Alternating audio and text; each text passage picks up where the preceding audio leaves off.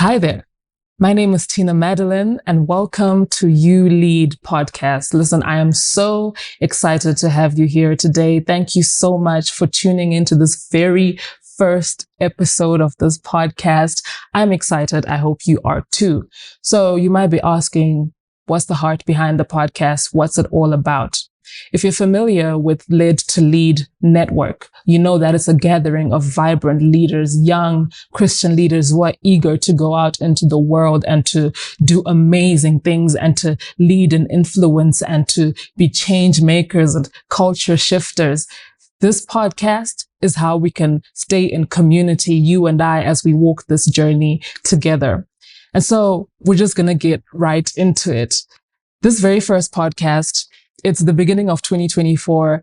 Everybody is sitting down, taking some time out to write down resolutions, the goals that they have for this year. And so I thought that would be a great place to start on this very first episode. So we're going to start with the basics. And I'm sure this is something that this is nothing that's new to you. The idea of writing down the vision and making it plain, it's actually biblical. Habakkuk 2:2 says, write the vision down and make it plain so that it can be read on the run. And so this is the idea that we're talking about today. I just want to encourage you that you should write down whatever your vision is. There's this saying that I heard a couple of weeks ago, and it says that you are only as good as what you write down.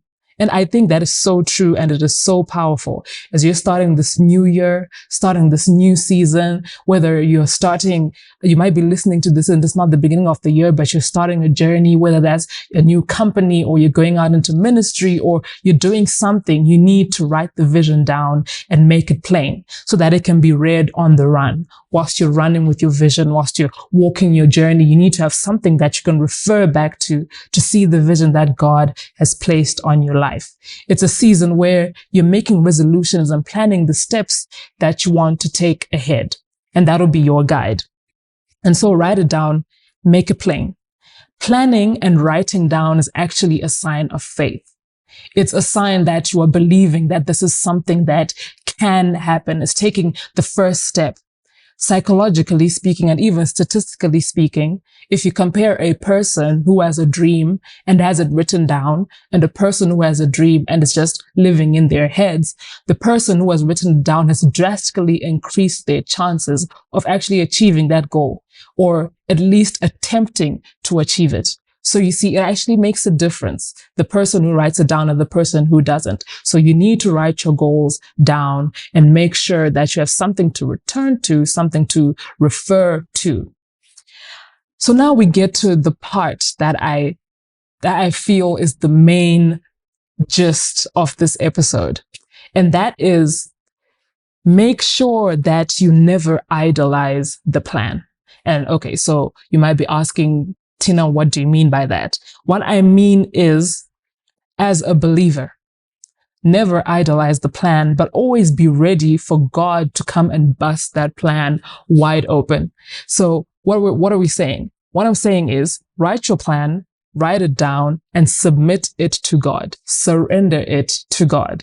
Be ready for God to bust it wide open. Be ready for God to come and make edits, to come and change things, for God to change the route he might use or the methods he might use to make that vision come to pass. So never idolize the plan and have a tight grip on it, like a life-saving or life-threatening grip on your plan, so much that when God tries to get it out of your hand to give you something new or to give you something that's updated or something that is more in line with his will, that you're having a tug of war with God. You don't want that. What you want is to present your plan to God and have him be the one who rules over that plan and who determines how that plan comes to pass.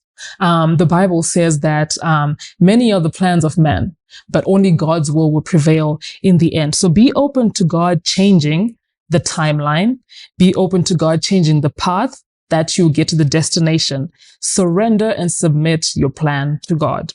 And then this is something that came to me as I was making my own plan, and as I was trying to process this whole idea of surrendering the plan to God. And it is that we said that writing down the vision is a sign of faith. But surrendering that plan to God is a sign of trust. So what's the difference between faith and trust? Faith is, I believe God can do it. Trust is, I know God will do it. So a lot of times we believe that God can, but we fail to trust that God will, right? So an example, we look at Abraham and Sarah. God promised that he would give them a son. And then they believed God. They believed that God could do it, but somewhere along the line, they failed to trust that God will do it. And so we see them questioning God, that God, you said this is going to happen, but you haven't done it. So their trust was lacking. And then we see the birth of Ishmael. So this is what I'm trying to bring out, the idea that faith and trust are different. Have the faith to write it down and have the trust to wait on God for that thing to come to pass. So I think to make this more practical, this is something that I really want to be able to do in this podcast, and that is make things applicable and make things relevant to you, to your ministry, to your organization, wherever it is that you are leading. And so I have this story. I have this friend of mine. We never get to see each other that much, but we always talk on the phone, right? So at the end of every phone call, it ended as, okay, I'm going to call you back. Something's just come up. Let me call you back in 5 minutes. And at first I would actually wait those 5 minutes and be like, I'm expecting a call from my friend. But then the call would never come, right? The call back would never come. And so eventually I got to learn that I cannot trust the saying of, I will call you back in 5 minutes. I have faith that she'll call me or I will call her from time to time to catch up, but I don't trust that when she says, I'll call you back in 5 minutes, that she's going to call me back in 5 minutes. So why am I saying this? I'm saying this because trust is based on character. And we know the character of God as one who always comes through. He has a track record of coming through, and that we find that all through the Bible. When God says something, he says he's going to do it. So this is why it's also important for you to know that the vision that you have laid down, the plan that you have written down is actually from God. Because once you know that this is from God, then you can trust him based on his track record, which we see in his word. God has never failed. The Bible actually says that God has exalted his word above himself. So the moment that God does not live up to his word, he has ceased to be God. And so we know that we can trust God as leaders. You can trust God in your marriage. You can trust God in your relationship. You can trust God in your ministry. You can trust God in your organization, whether you're leading that organization or you are an employee, right? So know that you can always trust God. Have faith to write it down, have trust to wait on God, and know that he will make it come to pass. And so, what did we talk about today? 1, write the vision down and make it plain.